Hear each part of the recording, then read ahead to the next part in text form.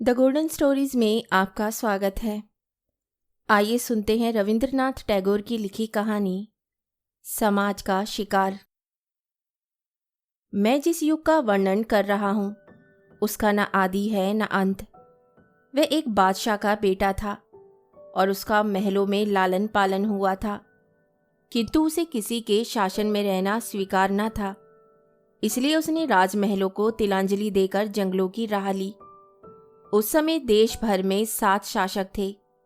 वह 7 शासकों के शासन से बाहर निकल गया और ऐसे स्थान पर पहुंचा जहां किसी का राज्य न था।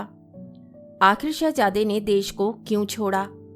इसका कारण स्पष्ट है कि कुएं का पानी अपनी गहराई पर संतुष्ट है। नदी का जल तटों की जंजीरों में जकड़ा हुआ है, किंतु जो पानी पहाड़ की चोटी पर है उसे हमारे सिरों पर मंडराने वाले बादलों में बंदी नहीं बनाया जा सकता। शहजादा भी ऊंचाई पर था और यह कल्पना भी ना की जा सकती थी कि वह इतना विलासी जीवन छोड़कर जंगलों, पहाड़ों और मैदानों का दृढ़ता से सामना करेगा। इस पर भी बहादुर शहजादा भयावने जंगल को देखकर भयभीत न हुआ। उसकी राह में 7 समुद्र थे और ना जाने कितनी नदियां, किंतु उसने सबको अपने साहस से पार कर लिया। मनुष्य शिशु से युवा होता है और युवा से वृद्ध होकर मर जाता है और फिर शिशु बनकर संसार में आता है। वह इस कहानी को अपने माता पिता से अनेक बार सुनता है कि भयानक समुद्र के किनारे एक किला है, उसमें एक शहजादी बंदी है जिसे मुक्त कराने के लिए एक शहजादा आता है।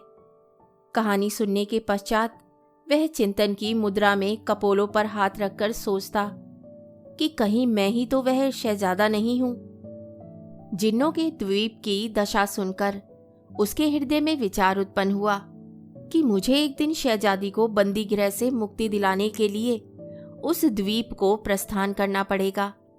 संसार वाले मान सम्मान चाहते हैं, धन ऐश्वर्य के इच्छुक होते हैं, प्रसिद्धि के लिए मरते हैं, भोग विलास की खोज में लगे रहते हैं, किंतु स्वाभिमानी शहजादा सुख चैन का जीवन छोड़कर अभागी शहजादी को जिन्नों के भयानक बंदी गृह से मुक्ति दिलाने के लिए भयानक द्वीप का पर्यटन करता है।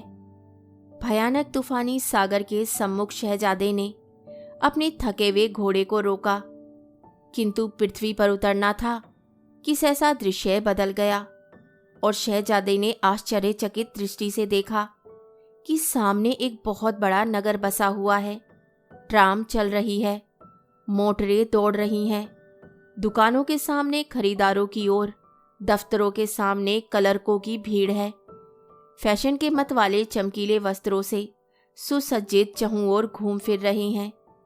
शहजादे की ये दशा कि पुराने कुर्ते में बटन भी लगे हुए नहीं, वस्त्र मैले, जूता फट गया। हर एक व्यक्ति उसे घृणा की दृष्टि से देखता है, किंतु उसे चिंता नहीं। उसके सामने एक ही उद्देश्य है और वह अपनी धुन में मग्न है। अब वह नहीं जानता कि शहजादी कहाँ है। वह एक अभागे पिता की अभागी बेटी है। धर्म के ठेकेदारों ने उसे समाज की मोटी जंजीरों में जकड़कर छोटी अंधेरी कोठरी के द्वीप में बंदी बना दिया है। चहुं और पुराने रीति रिवाज और रूढ़ियों के समुद्र घेरा डाले हुए हैं, क्योंकि उसका पिता निर्धन था और वह अपने होने वाले दामाद को लड़की के साथ अमूल्य धन संपत्ति ना दे सकता था। इसीलिए किसी सज्जन खानदान का कोई शिक्षित युवक उसके साथ विवाह करने पर सहमत ना होता था। लड़की की आयु अधिक हो गई। वह रात दिन देवताओं की पूजा अर्चना में लीन रहती थी। उसके पिता का स्वर्गवास हो गया और वह अपने चाचा के पास चली गई। चाचा के पास नगद रुपया भी था और काफ़ी मकान आदि भी। अब उसे सेवा के लिए मुफ्त की सेविका मिल गई।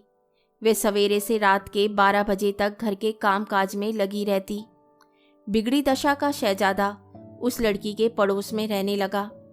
दोनों ने एक दूसरे को देखा। प्रेम की जंजीरों ने उनके हृदयों से विवाह कर दिया। लड़की जो अब तक पैरों से कुचली हुई कोमल कली की भांति थी, उसने प्रथम बार संतोष और शांति की सांस ली। किंतु धर्म के ठेकेदार ये किस प्रकार सहन कर सकते थे कि कोई दुखित स्त्री लोहे की जंजीरों से छुटकारा पाकर सुख का जीवन व्यतीत कर सके।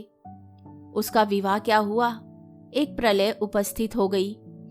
प्रत्येक दिशा में शोर मचा कि धर्म संकट में है, धर्म संकट में है।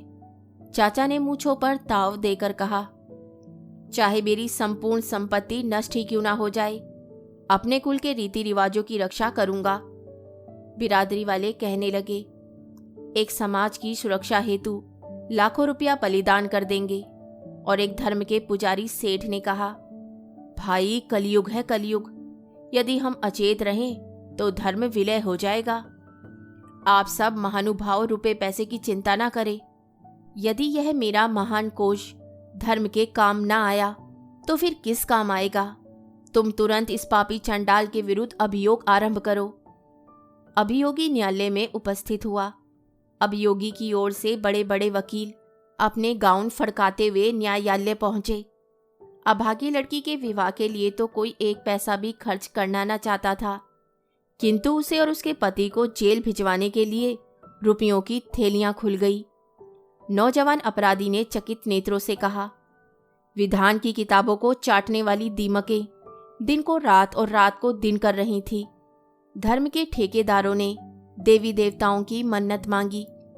किसी के नाम पर बकरे बलिदान किए गए, किसी के नाम पर सोने का तख्त चढ़ाया गया। अभियोग की क्रिया तीव्र गति से आरंभ हो गई। बिगड़ी हुई दशा वाले शहजादे की ओर से न कोई रुपया व्यय करने वाला था, न कोई पक्ष समर्थन करने वाला। न्यायाधीश ने उसे कठिन कारावास का दंड दिया। मंदिरों में प्रसन्नता के घंटे घड़ियाल बजाए गए, संपूर्ण शक्ति से शंख बजाए गए, देवी और देवताओं के नाम बलि दी गई, पुजारियों और महंतों की बनाई। सब आदमी खुशी से परस्पर धन्यवाद और साधुवाद देकर कहने लगे, भाइयों, ये समय कलयुग का है, परंतु ईश्वर की कृपा से धर्म भी जीवित है।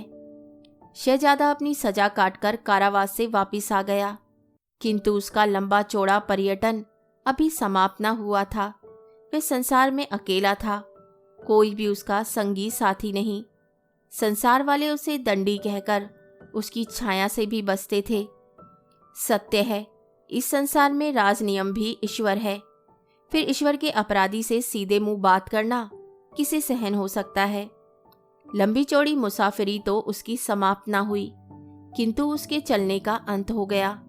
उसके जख्मी पांवों में चलने की शक्ति शेष न रही। वह थक कर गिर पड़ा। रोगी था, बहुत अधिक रोगी। इस असहाय पति की सेवा शुश्रूषा कौन करता। किंतु उसकी अवस्था पर एक सुहृदय देवता का हृदय दुखा। उसका नाम काल था। उसने शहजादे की सेवा शुश्रूषा की। उसने सिर पर स्नेह से हाथ फेरा और उसके बाद शहजादा उस संसार में पहुंच गया जहां ना समाज है और ना अन्यायी।